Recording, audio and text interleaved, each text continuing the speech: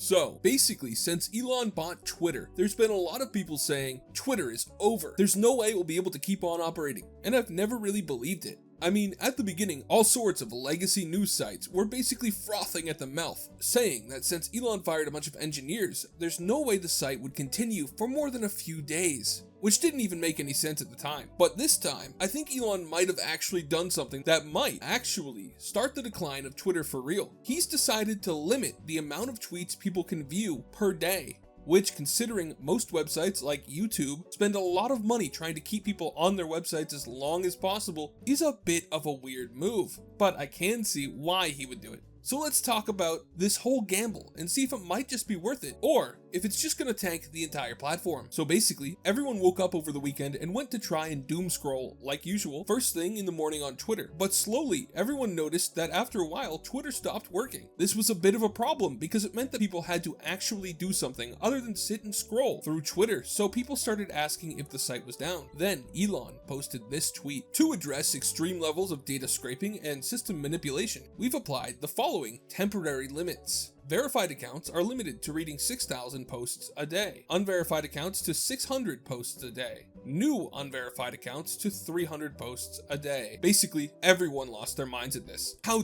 dare Elon turn off the hose of useless information, memes, and depressing posts that we need to distract ourselves from our everyday lives. And, well, the initial outrage was kind of warranted. There was no warning, nothing. Just BAM! One day you can do what you want, the next day they're Twitter rationing and we have to go touch grass? Especially since those limits were crazy low. They've since been adjusted to be a bit higher. I think it's currently sitting at 10,000 posts for blue users, 1,000 for unverified non-blue users, and I think it might still be 300 per day for new accounts, which is a lot better. But it's still kind of easy to hit that limit, and incredibly frustrating when you do. I mean, let's say you're a YouTube drama channel and you need to farm some clout on Twitter. How can you do that without unlimited access? I'm joking, of course. I think most of the outrage comes from the fact that people are literally addicted to the site. The number of people that I've seen who post occasionally about how much they hate Twitter, now posting that they hate that Twitter is stopping them from using it all the time, is kinda high.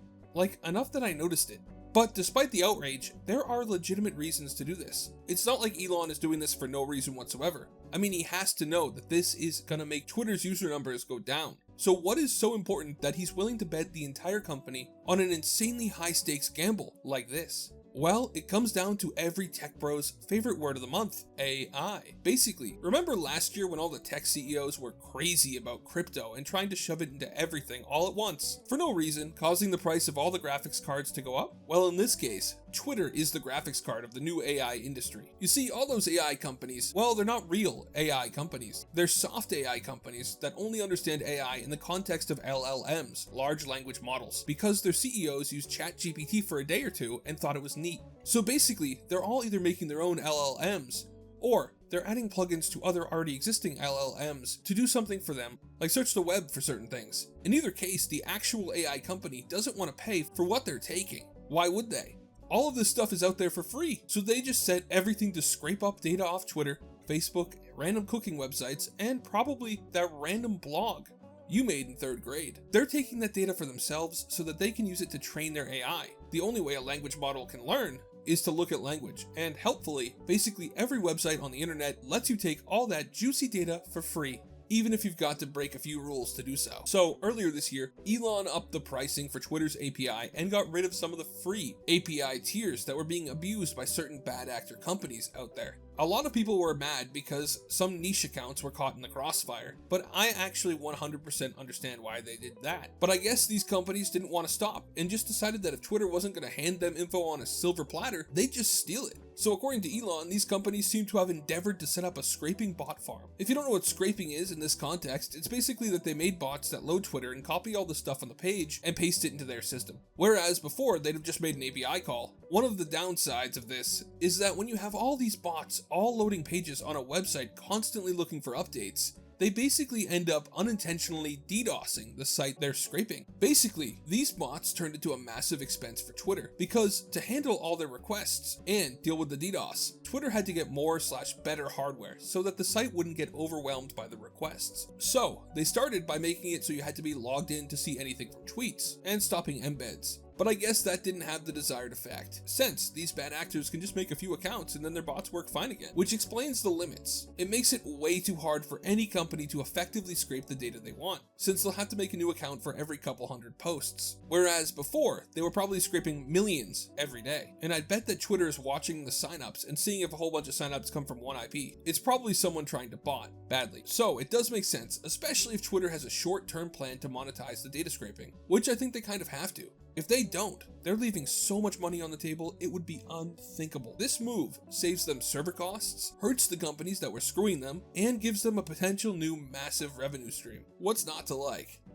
Oh yeah, right, the regular users. You see, the reason I think this is a real chance at causing some serious harm to Twitter in the long run is that most of the things they've done since Elon took over haven't really affected the user base that much. Despite constant complaining, those people were doing that complaining on Twitter. They needed the interaction, that little dopamine hit you get when someone likes your tweet, and now, since people are limited on the number of tweets they can view, there's less of a chance people will see your post. And a decent chance that when they see your useless post, they'll just get mad and unfollow, because you're using up one of their allotted tweets of the day with inane stuff. Basically, it interferes with the main reasons people use Twitter. It lowers the dopamine hit, and it also makes it more difficult to actually find anything useful or interesting on the site at all. Since what are the odds that every one of the tweets you read will be worth it? Very low. People post some dumb stuff to Twitter. On top of that, for whatever reason, and this is something I think should probably just stop in general, but a lot of companies and even governments seem to use Twitter for like a lot of stuff. For instance, one of the games I play, old school RuneScape, has basically no customer support outside of Twitter and Reddit, which has been something players have complained about for years, but now there's no way they can actually use Twitter in the way they had been for years, all of a sudden with no warning.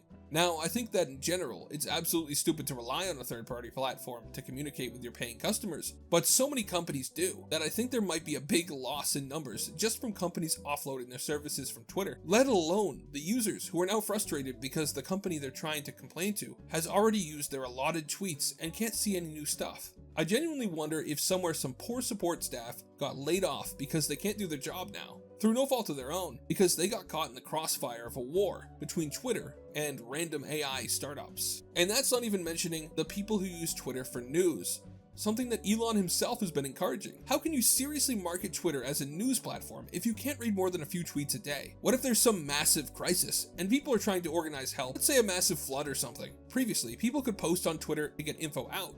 But now with the limits, important info might be missed by the people who need to see it. So well, I think it's too early to see how much of an effect this will have long term. Especially since for now, Elon has said this measure is temporary. But one thing is for sure, it might be an upside for the company's wallet, but it's a massive downside for the users.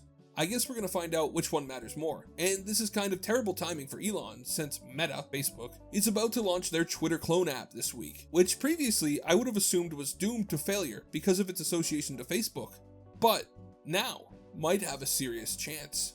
Time will tell though. What do you guys think? Do you think that this time is really the real time that Twitter is going to go down? Or are you disheartened by the exaggeration of the last 30 things Elon did that made everyone think Twitter wouldn't survive, only for it to do fine? And now you're convinced that nothing can spell the end for Twitter? Let me know in the comments. Thank you so much for watching till the end. Have a great day, and God bless you.